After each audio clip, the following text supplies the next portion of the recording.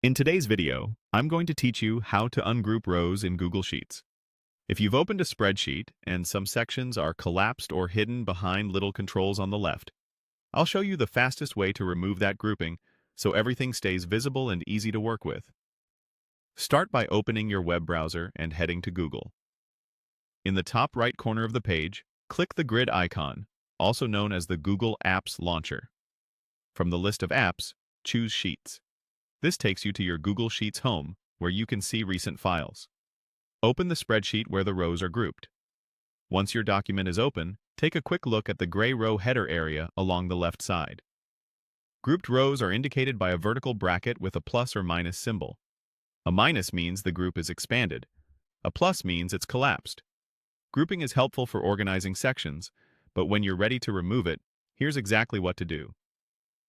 Right-click any row that sits inside the grouped range.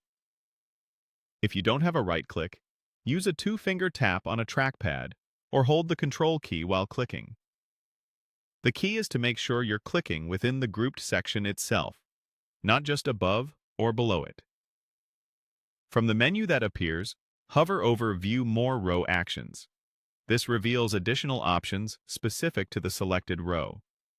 Now, click Ungroup Rows, followed by the range shown, such as Ungroup Rows 4 to 5. The numbers will match whatever your grouped span is in that sheet. The moment you click, the grouping bracket on the left disappears, and the expand or collapse control is removed.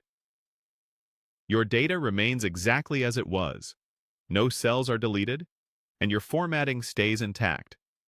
You've simply taken off the grouping wrapper so the rows are always visible. If you don't see the Ungroup option, double-check that you right-clicked a row inside the bracketed range. Try again on a row label within the group. For spreadsheets with multiple groups, just repeat the same process for each one.